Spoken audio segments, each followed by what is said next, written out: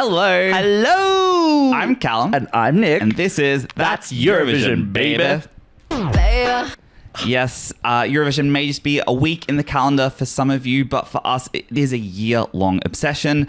So we thought, why not just talk all things Eurovision all year round? Exactly. So we are very fortunate that we have now made it all the way through the national finals and all of the internal selections. Yes. So we have the full gamut of songs available. But you know what that means, Callum? Yeah, what does it mean? It means that we have lost some absolute divas. So obviously only one song can be selected to represent their nation, but that means that throughout the national finals we get to see a real cross-section of taste of each country. And boy, did we like some stuff that we saw. The good, the bad, and the entire country pulling out of Eurovision because the national selection was so bad. Levels of ugly. And sometimes happens to the best of us. Yeah. Sometimes we wake up in the morning and we go, nah, cut the whole thing. Cut the whole thing. Nah, actually, not feeling it. Cut the cameras. Dead ass. Yeah. It's like when you wake up to go have dinner with a friend and you're like, I can't find it gives me a little bit of the Grinch, you know, when he's like trying on different outfits in the movie. He's like, nope, that's it. I'm not going. That was a little bit of Moldova this year. Yeah. The rest of the countries still went forward. Yeah. So we'd just like to take a little moment to look back on some absolutely wonderful songs that have made it into our hearts and our playlists, but did not make it into their national selection. Yeah, so we already did a little Rob Divas part 1. This is our part 2. Now we have the full selection of songs available to us. So we're going to be looking back at some of the national finals, and as Nick said, just mentioning, giving a shout out to the ones who we feel like deserve it, who could have been representing it on the stage this year and doing a fantastic job, but unfortunately we just pipped at the post. Yeah. Now, a couple of disclaimers, because I feel like I have to do this. Just because we mentioned the song doesn't mean we think it should have qualified or the qualifying song sucked or any negativity. We do live in a headspace where two things can be good at the same time, guys. I encourage you guys to also use a bit more critical thinking. Exactly. Because sometimes you can just say, oh, that song was really good. You don't have to say, oh, that song was really good, way better than that other song, or that other song sucks. That song was really good, therefore any other song must be trash to them. No, we like a cross section. Exactly. So this is our way of giving a little thumbs up and a little we see you, we see what you did, and we just want to celebrate you before we essentially dive right into the Eurovision song. Exactly. Like we are basically in the thick of preseason now, right? Because we are neck deep in songs to talk about with the 36 songs that we've got available. Exactly. So this is probably our last chance that we're going to be able to have a look back on some of the divas that we've lost along the way. Very well put. So with that being said, obviously with the disclaimer of we are not saying that these songs should have won their national selections. Maybe we are. Maybe some of them. But we are just saying that we were big fans of these. Yes. Yeah. So with that being said, we might jump into our first one, which is one of both of our personal favorites from the year. Loved. Almost in total, really, of all the national selections. Definitely stands out a lot in my head. So we are speaking from Lithuania's national final, where we saw the fabulous Ceccha perform their song Drobe. Yes. Callum. Yeah. God, I love this song. I think this song is going to be a little bit like Marmite. Some people probably would hate this song. I just think for us, we're both people who love a bit of FKA Twigs, a bit of Sophie, that kind of electronic experimental production. And this song is giving that in spades, you know. It is a challenging listen. It takes hook turns into completely different genres. But there's just something about his presence and the dances on the stage and what he presented at the national final that I just found so magnetic. Yeah. I love the production of the song. I just think it's a really special, unique song. And I will say this, I do think Lithuania made the right choice in sending Catharsis. I'll tell you why. This song would be like a Conan Osiris Portugal 2019. I think it would be too challenging to a televote, and it wouldn't qualify. Too experimental for Eurovision at this stage, yes. I'd say. We're getting to a point where songs like this definitely have more of a stage, don't get me wrong, but I think this was not necessarily the song to make Lithuania competitive this year, so I fully understand why it didn't qualify. But it's one of those songs that I find really, really special, and I listen to quite a bit, and I just think it's a real artistic vision that he's managed to pull off on that stage, and the staging matches the production. And like I said, it's not going to be for everyone, and that's so fine, but it really speaks to us, this song. I love this song. I think that the package as a whole is like, from what we saw at the national final, was already quite incredibly polished. Yeah. I think that the vocals were fantastic. I really enjoyed the experimental, like, pots and pans, like Sophie A.G. Cook style of production. It was a song that was designed to be like interesting and challenging and really engaging. Yeah. The choreo, I enjoy when people know how to fit choreo to a song, because this was not a song that needed backup dancers and all sorts of tomfoolery, gaggery, and goopery happening. Yeah, also quite a hard song to choreograph. Oh, yeah. But just the elements that we saw presented all together, I just think it was such a cohesive package, and I would have really loved to have seen this song go to Eurovision, but I think I can live and accept a reality where that most likely would have performed quite poorly. I like that this exists sort of like a Schrodinger's cat of songs, where it's like, because it now exists in this hypothetical realm, we've never seen it, it could have won, it could have lost, it could have done anything. I think it's kind of special in that sense. I get to now sit in a like delusion room, like, it could have won the whole thing. Yeah, could have won. Exactly. Yeah. And so, we love this song. And I think as you listen to our series, hopefully you get an idea of the kind of music we like. You know, it's not all just like basic gay pop. I actually quite like a lot of experimental stuff that's kind of pushing the envelope. And I'm just excited to see more of these songs even wanting to enter like a Eurovision national selection. Telemovish by Conan Osiris is such a special song to me, and I just think that this would have also challenged audiences, and I don't think it makes it. I don't think that the Eurovision crowd that turns up on the day to vote for the grand final, I think probably would have identified with this song as much. So I think that the Tavo was definitely a better choice for a country that's been performing really well and wants to continue to do so. I think that sending Lion Ketchup maybe would have been a bit of a sideways step for them, whereas I think that something like Tavo continues to send them sort of forward into their Eurovision future. I'm almost certain Lithuania will be qualifying for the grand final with Catharsis. But we'll get to that in another video. Yes. So let's go on a ferry right now. We're traveling from I'm pretty sure Lithuania is landlocked, so we're traveling through Latvia to get to the Baltic to then take a ferry across to Stockholm. Oh yeah. Because we're talking about Melfest, baby. Yeah. So I think we got a couple of bits and pieces here from Melfest. Yeah, obviously Melfest is arguably the premier national final. The biggest and the most polished. I'd say it's between that and San Remo as like the most well-known ones. I'm going to be honest, though. I was a little bit let down by Melfest this year. Ooh. There are a couple of songs that I liked. Are you sure it's not just the post-show beef that's got your gears a-grinding? No, look, I'm so glad. We've already spoken about it. I'm so glad Sweden chose to go with Kai. I think that was the correct song. Yep. But usually Melfest tends to have a couple of really well-produced pop songs that I will put on rotation. This year, the well was a bit dry. Like, I quite liked Mia, Mia, Mia, Mia, Mia, Mia. That was fun. But we're not going to talk about that one. I want us to talk about, I think she came third place. That is Klara Hammerstrom. With On and On and On and On and On, but only 3 times. Yes. Why are we talking about this song, Nick? Honestly, I really, really liked this song. It's such a new one. Yeah. It's immediate. I think that's, and it's classic Swedish pop production. Yeah. And I will say the staging of this song was so fantastic. So good. Actually, credit to Melfest. Good staging this year. Good staging. The staging was excellent. The vocal performance was excellent. I found the performance so engaging. I thought the song was really good. Again, we don't need to beat a dead horse. We've spoken about this before. Sweden needed to send something different, and I think that they've done that. So congratulations. But now let's talk about if they sent the same. Yeah. So I think that they've definitely made the right choice for this year. I think that it was important for them to send something a little bit different. Again, we've discussed this.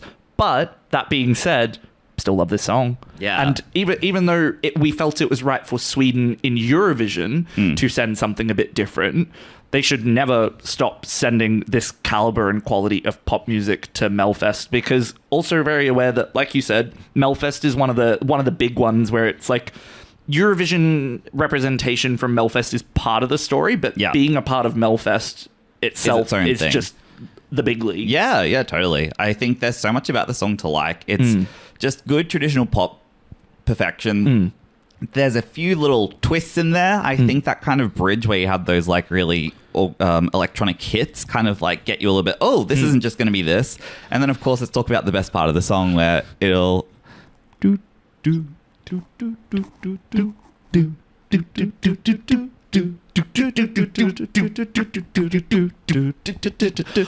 Love a pace change. I love it. It takes me back to Come On Eileen. Oh my god, yeah. And how that changed, like little 8-year-old Callum's perspective of music. I was like, whoa, you can do this in music. But I thought 4/4 had to be 4/4. What do you mean? So thank you for carrying on the legacy of Dexy's Midnight Runners, Klara. And I'm sure that she will quote that as her major inspiration. That was her inspo on the song. Yeah. But it was just it's a fun, brilliant song. Yeah. And we love it. It's definitely on the playlist. So now we're going to take a little bit of a hard left turn to still in Sweden though. Yeah, to a song that we loved just as much, but for a completely different reason. Dolly style. Yihaa!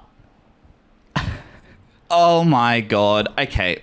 Fill my life with pastel cowgirls doing a diva bop. So I found out about them that there's been about 7 different iterations of this girl group. And they've competed in about 8 different Melfests. I literally hope that they just keep like a Pantone color chart. Yeah. They don't have names. The pastel theme is the same. Yeah. But they don't have names. They just keep like a Pantone color chart of all the girls that came before.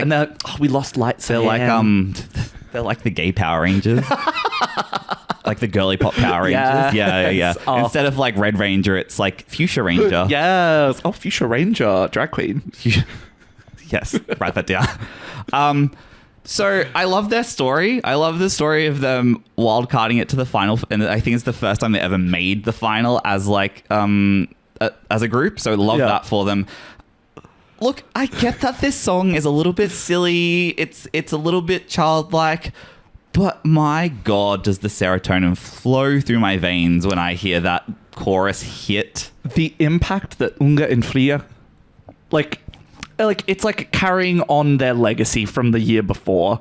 I think in terms of like fun, like don't take it too seriously. Just have fun. Yeah. I think that that they made the right choice by sending Kai, because I think that this one kind of falls into a similar vein as Kai, where it's like a very funny song that I think, honestly, I reckon would have absolutely slapped on the big stage. Qualified too, to be fair. I reckon it would have. The quality, it's because it always comes back to quality with Sweden. Yeah. Like, even though it's a bit of a, basic pop song, it just is elevated by the fact that the song production's always really good. Yeah. The harmonies are incredible. No. That key change at the end really gets me good every single time. Anyway, we don't have to spend too much time on Dolly's style because look, we kind of knew it wasn't gonna qualify, but what a fun time. I don't think that there was any reality in which we saw this being like the song that qualified. Like this song, if it qualified, Sweden's chances just did. Oh yeah. But I think we can separate our objective truth from our subjective love. Like this song was never going to win Melfest, but we love her. God, I love this song. It's so stupid. If you ever just want to have a good time, like it's like Shania Twain on crack. Yeah, it's like a mood changing song. If you're in like a bit of a low mood, put this on, and it's just like, if you're ever sad dancing in the club, just get them to put a bit of Yihaa on, and you'll be happy dancing in the club. Oh, love it. Yeah, love it. Anyway. So where are we going now? Put me on the plane, babe. So where are we off to? No, we're back on the ferry actually. Oh, love. Because we're going from Stockholm. We're taking the ferry back across the Baltics to Tallinn, Estonia, Eesti Laul. So with this one, I kind of think that it was almost like this could have been this could have been an email. Yeah. This could have been an internal selection. Yeah. Like, we knew it was going to be Tommy Cash. So I think what's important is I wanted us to talk about like a couple of the songs that were better songs, but were just never stood a shot against Tommy Cash. I think that like Eesti Laul had so much noise around it this year that I don't think that like, I genuinely think that like ABBA could have reunited and gone on that stage and performed like a brand new, never before seen banger for Estonia for some reason, and they wouldn't have been selected over Tommy Cash because just the mania, the hysteria around that song being selected. His momentum was so vast, and it was written before we even had to do anything. Tsunami. It was like a tsunami. Oh, a tsunami of Tommy support Cash. for Tommy Cash. Yes. So I think that looking back, we can accept that, but we can still look at the fabulous songs that we had in that national final, because there were quite a few of them. One of the main ones that I would love to focus on is Külm. Yeah. Third place, An-Marlen. Yeah, third place for Istiklal. So again, I think probably good that this song wasn't selected, because I think it would have fallen into a very large category of diva pop this year. True. But I think an excellent song. It's really, like, vocally, she was incredible. The staging was, like, despite being, like, smallish, was still very engaging. The light show that was going on. Yeah, she created a really good atmosphere around the song. Yeah. Pretty, like, basic staging. Exactly. Yeah. I really, really enjoyed this song, and it's one that is going to make it onto the playlist. It's just... I think what I love about it is it's sort of what I love about Lorene's music, where she can do something quite ethereal but pair it with really cool electronic production. Atmospheric. Yeah, it's almost like you could set a song like Külm to like an orchestra and it would be just as effective, even, you know, with the beats it currently has. Yeah, I like that. And I love a juxtaposition in a song. I love when you've got like dreamy vocals with like club production. That's something that's always really appealed to me. And so yeah, Külm to me was like something like her sort of top line, breathy, you know, it's kind of like this, but then there's this like driving, pulsating beat to it. I really, really stood out to me. So yeah, I love that one. Really enjoyed it. Another one that we also really enjoyed, and I am going to have to check the notes, I'm sorry, but it was Andrei Zevakin feat Karita for Metesin, which came in second place to Tommy Cash, but performed very, very well in the jury and the public vote. Yeah, this song was great. Like, again, probably nothing like Külm in terms of its sound, but I just thought it was energetic. It was like super, like it was pumping. It was. It made me want to go. Yeah, it was like really gritty and really raw and like just. And I will say, wow, getting what's her name, Karita, getting like that female vocalist in the song, I think is really what elevates it. If it was just him, I think it kind of falls. Yeah, I think like with just him and just like because. Go and watch it if you haven't seen it. It's on YouTube.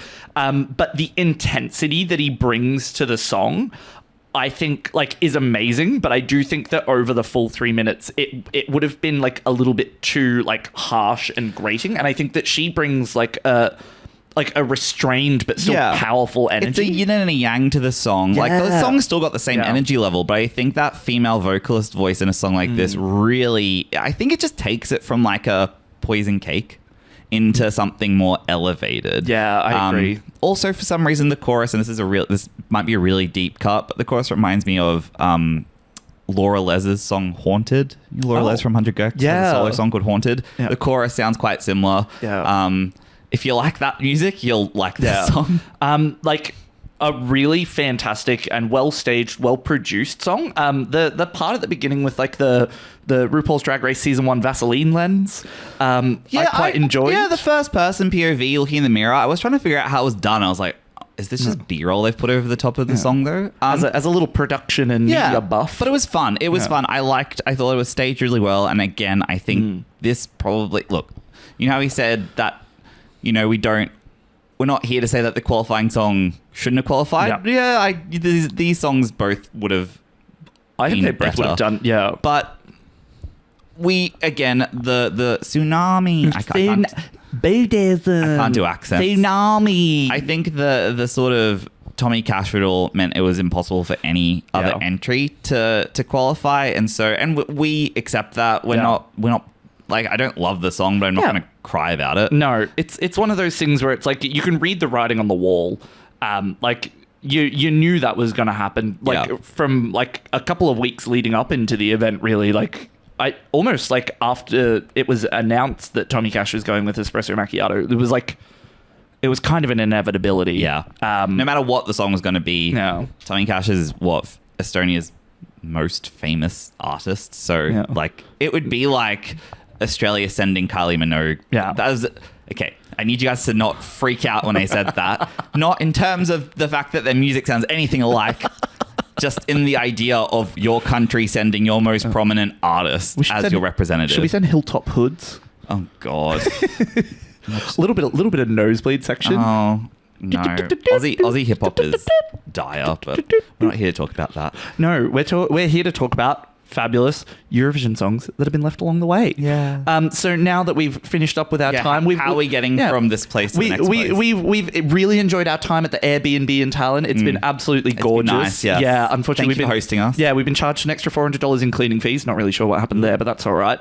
So then we are flying. Yeah, we're going to fly to this one. We're flying. So we are flying from the top end down to the southern end, and we are going to Portugal, baby. Lisboa.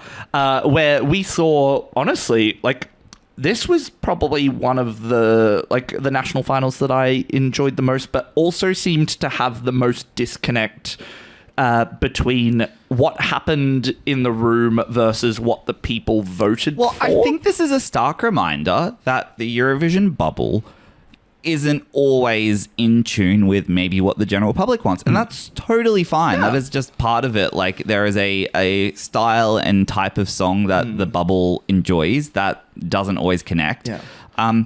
We're talking about Josh's Tristeza? Yeah, Tristeza. Tristeza. I'm so sorry to the Portuguese. Please correct me. This song got so much hype. I remember all of the social channels that we follow. Yeah. You know, I saw the man floating on the pole and I was like, what's this about? I feel like there was so much commentary and so much noise about the man on the pole. Yes. The man on the pole. Man on the pole. I thought that we were going to see... some pole dancing. Yeah, I thought we were going to see pole dancing, but we did see a lot of pole grabbing and pole hanging. So let's start with what we thought of the song, and because then we can talk about the main event in the poll. I liked the song. I thought the song was beautiful. Like, vocally, like, I will say, for everyone at the Portuguese national final this year, they were all there. They can all Portugal sing. knows how to send a quality, beautiful song. Yeah. Like, Portugal always sends something beautiful. The song was really nice. It was very well performed. It was really good. The poll, I think, needed to be half the performance, maybe, or like up until the first chorus. I think that it became too static and nothing happened, and I think that's why this didn't do better. Agreed. I think that we were watching it live, and yeah, it's a cool aesthetic, don't get me wrong, but it's 3 minutes and you've got to fill that 3 minutes, and the lack of backing dancers, the lack of anything other than the pole, it just meant that the song started to feel static, and I don't think it did the song itself justice. No, take a little tip from Australia's own Kate Miller-Heidke. Get yourself up on top of that pole, start gyrating. Yeah. Like, get some other people on a pole around. Exactly. You. But I think that's where we can maybe even draw like a slight comparison. Not that the songs have like anything really similar between them, but in terms of the staging, we can go, okay, so you can be mounted on a pole the entire time if you want to, but something has to happen. There has to be lights and shades. Even like dynamic camera angles, things with like the background, so it looks like he's maybe floating in different like tableaus. Yeah. But I will say, we're here to talk about songs we liked. So, like, the very fact we're mentioning it tells you that we thought this was probably... It was a beautiful song. I think it's probably my favorite song from the Portuguese selection. Okay. I think, like, from what I heard, that one was the one that I definitely liked the most. Yeah. But, let's be honest. Let's be real. I can see why it didn't qualify. And I think I think that sometimes it's like you get a really clear vision of something in your head as a creative, and you're like, I want to execute on this. Yeah. And that's so fine, but then you have to think, okay, how is this going to be received? How is it going to be received? How do I elevate it? How does it look across 3 minutes? How does it look across different things? And if you're only just looking at it from like this initial, oh, that's cool, that's when it risks being a gimmick. I don't think Josh's became a gimmick. I want to make that very clear, but I do think that... I think it became stale. It just became a bit too stale. Yeah. I just think that, like, I really think that had something outside of just the hanging on the pole happened during this performance, some backup dancers, just something, just to create, like, again, lights and shades, highs and lows, like a bit of depth to the performance. Like, I think that this song would have done a lot better than it did. Would it still have qualified? I don't know. Yeah. But I think that it would would have given it the better. best shot. Yeah. So now we get on the ferry. Can we get on a ferry again? I mean, it'd be easy to fly. Okay, we're flying. We are on that Ryanair 10-pound flight, and we are standing on the wing. Yeah. As we fly our way down to Athens. Maybe. It's like a cross. Yeah, fly our way across to Athens. Yeah. So we are going to Ethnikos Telikos, the Greek national final, where we saw a very close second place finish. Yes. Yeah. It was always a 2-horse race. Yeah. This Greek national selection. Yeah, you can kind of see this like if you look at the voting results, it's Klavdia, and then the song that we will be talking about, which is Valè by Evangelia, up here, and then about because it's only like I think it's only out of like 50 points in total, and you had I think Klavdia was on like 44, this was on 42, and then it was like 30. Yeah. Yeah, big gap. What a fun song, though. Oh my god. You want to talk about like I know that we have not to bring someone else into the conversation, but I know that we've talked about Spain before on the channel, and we've talked about it being a bit of a football anthem. And San Marino. Yeah, and San Marino. I would argue that this is probably another like footballish anthem for sure. But if you're gonna do it like this, because it's still a good song as well. This song doesn't veer into the sort of I don't know how to explain it. Like there's a specific sound that's very FIFA World Cup. Yeah. This song kind of skirts around that, Yeah. but doesn't quite dive head into it. She's got her toe in the pool of football anthem, Yes. but she's like, ooh. Yes. Ooh. And she just manages to bring it, like, just stay on the side of good song. This is good girly pop. This is how you girly pop. Like, fantastic dance breaks, like an engaging verse still, so it's not like nothing into dance break. No. The little blindside into like the ethnic Greek folk that it just happens towards the end of the song. the dancing. little two-step she's doing. Obsessed. Like that section really made me, and I was like, oh, I can see this song doing quite well on a Eurovision stage. It took me back, like the choreo, especially in that section, kind of took me back a little bit to like Helena Paparizou, and I was just watching. All roads lead back to Helena Paparizou. If you're a Greek entry, all roads RHODES. Oh. Snap. That was very good. That was very good. If you're a Greek entry since 2004, there's always a little bit. There will of be a comparison. Yeah. Somehow, Klavdia, despite having a song that's literally nothing even like it whatsoever, is still a little bit like I don't know. I see a little bit of You Are the One in there. I don't know. Just the inspiration. 2005, sorry, is when she won. Yeah. But I will say, look. You know what I appreciate about this song and Astera Marta is they feel very different as songs. And so it's like, it's one of those races where you're like, do you go for the maybe more safe girly pop option or do you go for the slightly more well-produced, I don't want to say experimental, but the more kind of beautiful. I don't think Greece really could have made out of the two, I think they were choosing between two great songs. Yeah. So I'm like, love both of them for very different reasons. For me, national selections in Eurovision itself is always kind of hard because it's kind of like going to the racetrack and betting on a horse that, like, betting on a race between like a horse and a dog sometimes. Yeah. Where it's like, how do you compare those two things that are so completely like. Yeah. That's one of the sort of different existential issues of Eurovision. Yeah. Though. Even in the grand final, you know, you're going to have a operatic hip hop infused ballad go up against like it's always going to happen. Yeah, it's always so hard, but I think that this song could have done quite well had it have qualified.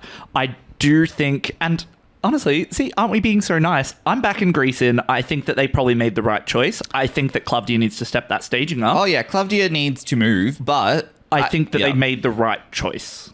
Spain and San Marino are kind of covering what Greece is doing better, even with their non-qualifying song, but I think it gets a bit lost in the sauce. I think this song would have qualified for the grand final, though, quite comfortably. Oh, I think this song definitely would have qualified for the grand final. But I think it would do quite well in a televote, but I think the song flops in a jury vote. Me personally, I think that I'm just glad that I don't have to read through another stack of comments being like, oh, more girly pop. What happened to Eurovision? What happened to real music? Yeah. Why didn't this song make me sad? Yeah. Not real song. Boo. I think, Nick, hold my hand when I say this. We're going to have to endure a lot of those comments in our journey. Yeah. Just know, guys, we're here for the girls, the gays, the theys, the ones who want to just, turn off for a little bit, enjoy the girly bops, but then also really appreciate the deep ethnic fun stuff too. And that's on Baby. That's why we're here. Yeah. So, we're sort of bouncing back and forth between the Mediterranean because we were in Portugal, we flew to Athens, and it's like, oh crap, we should have gone to Madrid before we went to Athens. We should have got that. We should have got that Hertz rental car and done a little trip. So we were there. We've flown to Madrid, and then we've taken the 50p coach to Benidorm with all the British tourists. Because we mentioned Lehipsa last time. Yes. And this time we also want to mention a song that I genuinely think could have won Benidorm Fest and done very well for Spain. Kbello's V.I.P.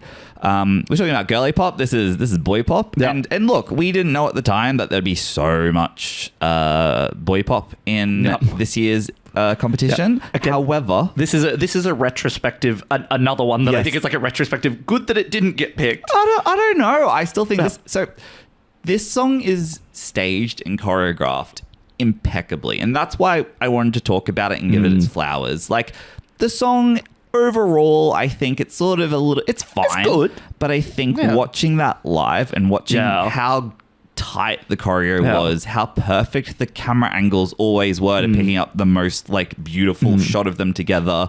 I just think that of all the Spanish entries, this was the one that was ready to go to Basel stage. Yeah. And that's really cool. Like I like when a song is presented in the national final like it wants to go to Eurovision. Exactly. It's not a, hey, I know I'm just standing here with no resources, but trust me, it'll be better. Yeah. Sisal.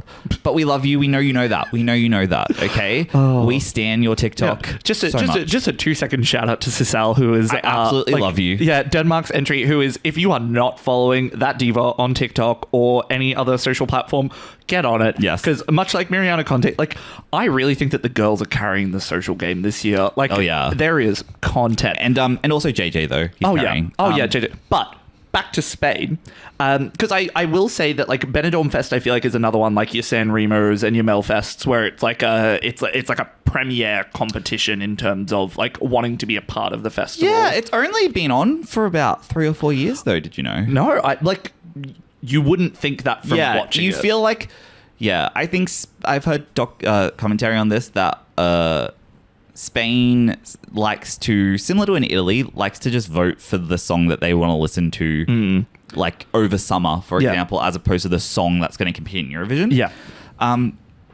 Yeah. I don't have too much more to say about the song. No. I just think that I just thought the way it was staged was worthy of its attention. And for my 2 cents, I suppose, it was a really fun song. It was enjoyable. It was a little bit sexy. Yeah. It was a little bit in the club. I really enjoyed it. I understand why it didn't win because the song itself is the song's all right, but I would agree with you. I think the production package as a whole was really, really good, and the song was engaging. It was fun to listen to, and I would have enjoyed seeing it at Eurovision. I think it would have been another 23rd place though. Yeah. Spain's not leaving the 20s anytime soon, but that's okay. We'll move on though. We're having a good little Mediterranean adventure at the moment. A little. We've gone south for the summer. Yeah, exactly. Yeah. Warmer weather. Exactly. To another incredibly beautiful country, Croatia. To Zagreb, which not on the Mediterranean though, more on the inland part of Croatia, but still beautiful city. Interesting national final. I think there was a lot of noise in it, a lot of sort of not great content. We've given you our thoughts on Poison Cake. I think that there were a couple of standout songs, but this song to me was the premiere. The premiere, and that is LELEK's "The Soul of My Soul." Yeah. So I want to talk about this one from a slightly different perspective because I think that this song is fantastic. I think that it has a bit of the Latvia in terms of it being like a bit sort of like ethnic and like a group of folky divas doing harmonies. I want to say like pagan culty, but like brackets not an insult, like not a weird thing. Just like in terms of like a very witchy kind of like mystical energy. Yeah, to I it. think. Sorry, less pagan, more folky. Yeah, you know, I don't see Croatia as like as pagan and woodland nymphs. They're more like traditional Croatian. Yeah, you know. But I just see it as like a bit witchy and a bit mystical. Yeah. This song for me is absolute jury fodder. Like this, like not. Sorry, I don't mean that as like this is a song that I think would normally resonate very well with a jury. I get you. It resonated very well with the public. It came in second in the public vote, but it came in 8th in the jury vote. Wow. Which was very confusing to me because Poison Cake actually won the jury vote, I believe, which I would have thought that we would have been seeing these two the other way round. Can I give you my theory? I would love to hear it. Who was Croatia's representative last year? Right, yeah, okay. And famously, Baby Lasagna was a wild card entrant. He wasn't actually selected by the things. And a lot of the commentary was, so you as the delegation didn't even choose Baby Lasagna, and look at the response that it's Croatia's best result ever. Yeah. My thought is maybe in a bit of a course correction, the jury has tried they've to oversteered. Go for the funner, more, I guess, in an attempt to be like, look, guys, we're cool. We know the youth. We're continuing our trend of sending music that we think is current. Soul of My Soul, the opposite of a Baby Lasagna song. So I think that's my entirely non-true, like just in real time theory for you. Welcome to That's Eurovision Beige Bear, Eurovision and Australia's #1 conspiracy theory podcast. We'll be talking about chemtrails over Croatia's country club in our next episode. I agree with you though. Yes. That's actually a really good point that I didn't even really consider. I think that this song performed well with the public because it's a bloody good song. And if you haven't listened to it, go listen to it. The staging is beautiful. Cool. Yeah. Tell me if you identify with the divas on top of the rocks or the divas on the ground. I personally tag yourself. Tag yourself. I am an on the rocks diva. But the song is fantastic. The production was fantastic. Yeah. The vocals were amazing.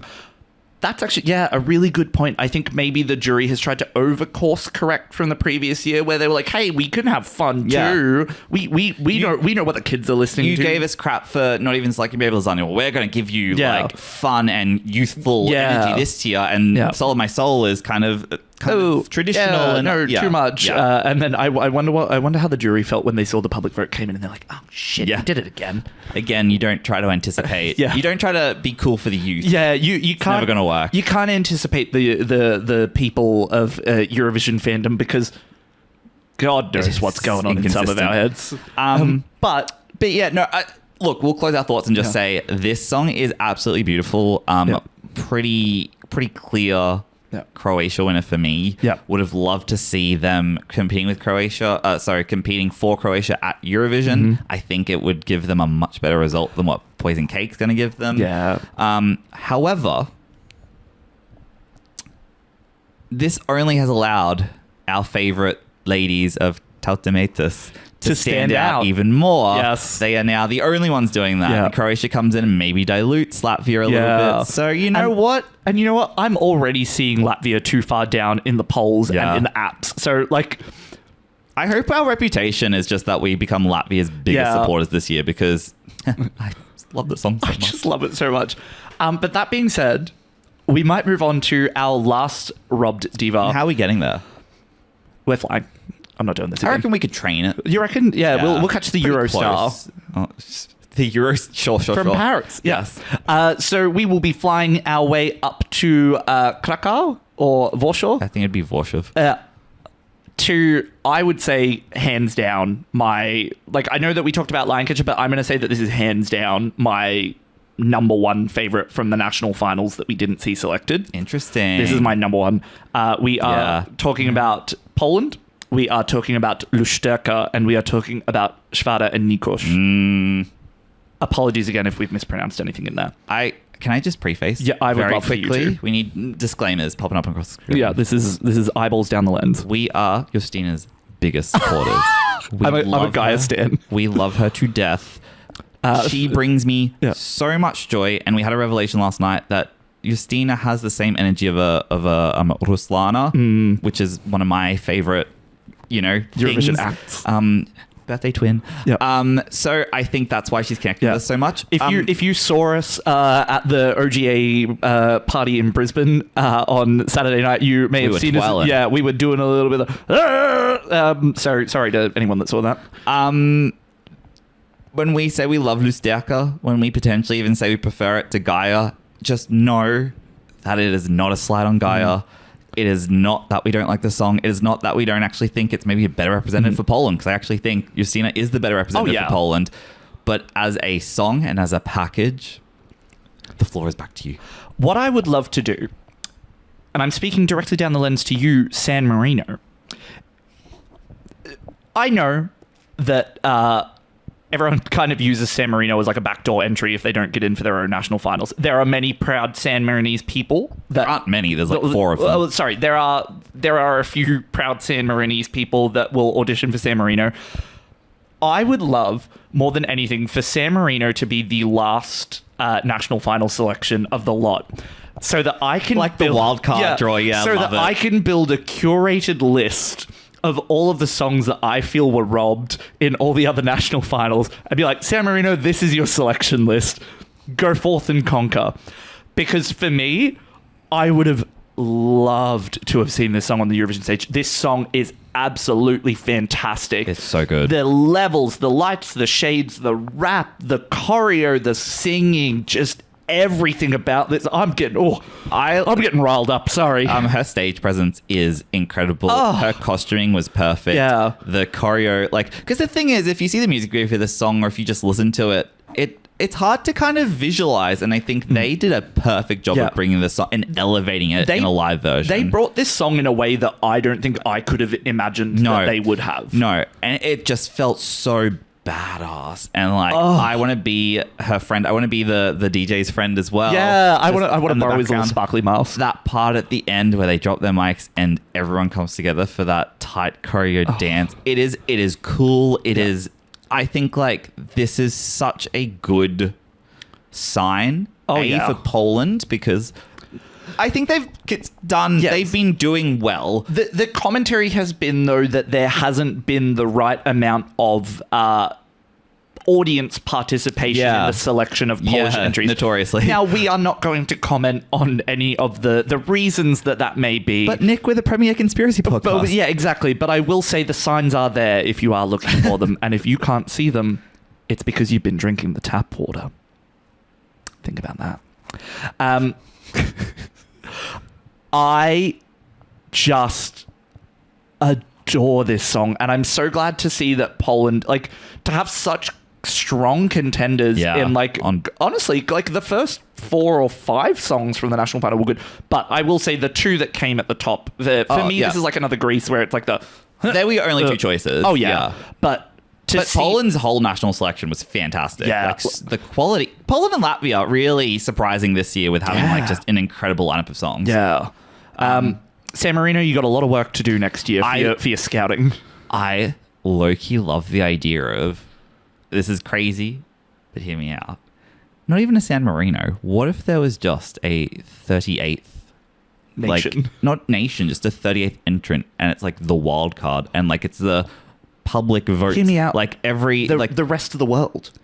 Because you know how there's now the rest of the world vote. It's the rest of the world entry. Sure, I'm thinking because rest of the world imply that none of these countries, because they have their own respective country. Yeah. What I'm saying is, imagine if you took all of these non-qualifiers and you put them in a pool, and then a public vote selected the one, and that one kind of was a wild card. Not really representative of a nation, just representative of a second chance. I'm workshopping it. We'll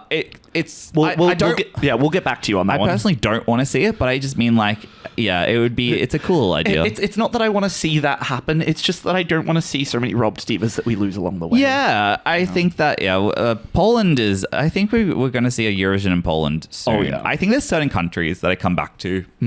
Lithuania, Poland, France. Croatia, yeah, a lot of countries that I think... and honestly, probably Serbia. Their time's coming again soon, yeah. Yeah, some really fantastic stuff this year. I think, though, that we have spoken about and recovered as many of the divas that we've lost along the way as we possibly can. We have robbed. Should have won. Yeah, should have won. Hate all the songs that qualified. Yeah. These ones should have won. I actually think that every artist that qualified this year should really take a good, long, hard look at themselves, and that they shouldn't go because my favorite didn't qualify. Yeah. That being said, we might leave it there for today. If you've got your own robbed divas that we have not covered, please always drop them in the comments, because we are always looking for more robbed divas. We've got some of the ones from this list from comments from the last video. Exactly. And kind of like expanded our horizons a little bit. Yeah. The list is not exhaustive. No. It is impossible for it to be exhaustive.